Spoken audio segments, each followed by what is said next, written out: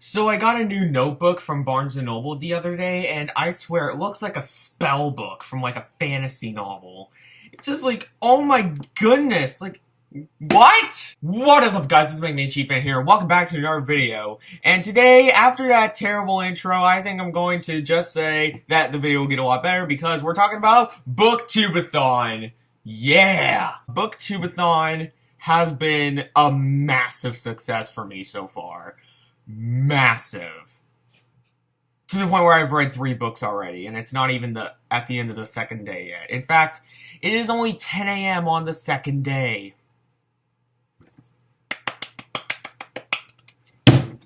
What? I don't know how I did it.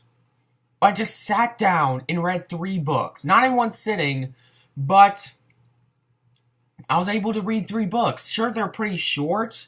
In fact, only one of them extends over 300 pages, but still, combining all those two, that's still like probably near 600 pages of reading in a day and a half. That's just incredible for me. And enough about me getting cocky. Let's just hop right into the first update of the BookTubeAthon. Alright, so the first book that I read was The Great Gatsby by F. Scott Fitzgerald. This was a reread for me, and I loved it just as always. I finally understood through more of the symbolism. Like, I was kind of confused on what the symbolism means. I caught them, but I didn't grasp their full meaning. And the reread of this really helped me grasp the better meaning of this book. So, I'm glad I gave this a reread. I don't think this would be on my top 10 anymore, to be perfectly honest. I think A, it's just there's better books that I've read throughout the year or my reading life, and B, it's just, I don't know, it didn't have the same massive impact on me that it usually does, but on a critical standpoint, it's still one of the great American novels. If you haven't read it, what are you doing? Go read The Great Gatsby. It is a fantastic book. Alright, and the next book that I read was One Flew Over the Cuckoo's Nest by Ken Kesey. Horribly disappointing. Horribly disappointed with this book. This is a book about, like, a group of inmates in an insane asylum, and how they just, like, and it's just, like, it's not really a story, it's just a series of interactions that tie together to create an ending with a story. And if that makes any sense at all. Because for, like, 3/4 of this book, there is no plot whatsoever. It's like some new guy came in and then they played blackjack for like 200 pages.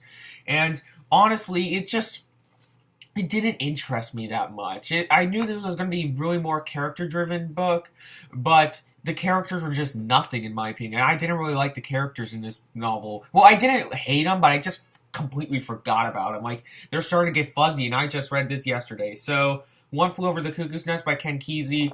Personally would not recommend it, and honestly, I think I'm never going to pick up another Ken Kesey book ever again. And then most people are probably going to be wondering, Graham! Did you reread Catcher in the Rye yet? Yes, I did. And yeah, it's still my favorite book of all time. I was worried. I bet it would be more interesting if I came out of this saying it's not my favorite book ever, but it is. It totally is. Technically, I will say this though. Technically, on a critical standpoint, Moby Dick and Bleak House are better books, but it's just so amazing. This book is so amazing in every way, shape, and form. I thought Holden was going to be annoying, but while he's not likable, he's brilliant. But Holden's not supposed to be likable at all. And that's the glorious of him. And that's why I love Holden so much. I can do a whole video just on Holden, let alone the rest of this book. So, The Catcher in the Rye, I'm definitely going to make a whole video devoted on why I think it's the greatest book ever, or my personal favorite book ever. But yeah, The Catcher in the Rye, it's amazing. What else do I have to say? Alright, and then I have 2 books I'm currently reading right now, and that is, one of them is The Running Man by Stephen King. It's part of my Bachman collection. I'm about 50 pages in, and it's alright so far, not really having anything interesting. And finally, we have Steppenwolf by Herman Hesse, which I'm literally 5 pages in. So, not really worth talking about that one. So that's really it for my my updates so far with BookTubeAthon. However, that's not it for the video. Hold on a second.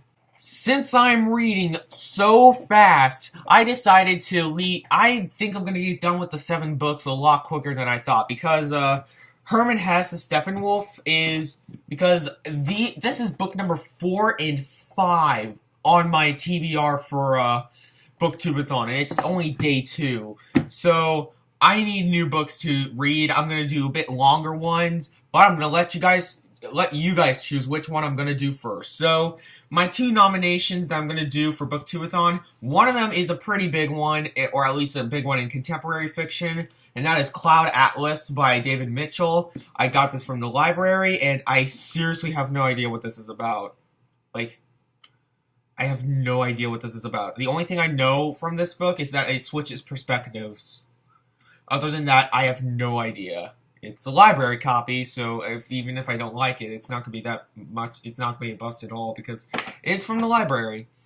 So yeah, Cloud Atlas, really have no idea, but I've heard it's amazing from most people. Some people hate it, but most people love it. So, Cloud Atlas by David Mitchell. Tell me what.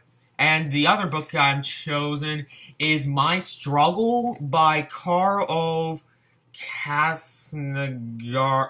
Nosgaard. What? I cannot pronounce his name, but here you can look.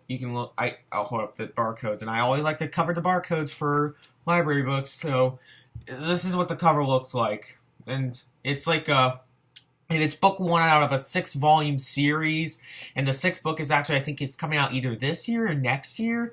So this is actually a recent series, and I've heard just the most wonderful of things about this book. I've heard it is like the Scandinavian masterpiece. It's just supposed to be amazing. So it's very autobiographical, if I'm even pronouncing that word right. It's very based, so it's pretty much very based on Carl's life. And yeah, don't know that much about this book, but I at least know it more than Cloud Atlas. So, which one of these 2 books would you want me to read? Comment down below, and hopefully by the end of BookTubeAthon, I'll have at least one of those read. So, now that's the video. I hope you guys enjoyed this short little update. I'm not going to be doing any of, like, the TBR, like, any of the video challenges, unless if there's, like, one that's really interesting, which, from what I looked at, nothing really interesting. Like, for example, why would I make my books into dominoes? Like, what is the point of that? It just damaged the books. I don't care if it's in hardcover. I don't want to make domino books. Just, no. But anyway, comment down below on what you guys on both your vote and your and what you guys have been thinking of BookTubeAthon so far. Has it been a success for you? Has it been a failure for you? Or are you just a little bit behind? So anyway, I'm not going to stretch this on any longer. I'm Mega Man Chief Fan, and I'll see you later, guys.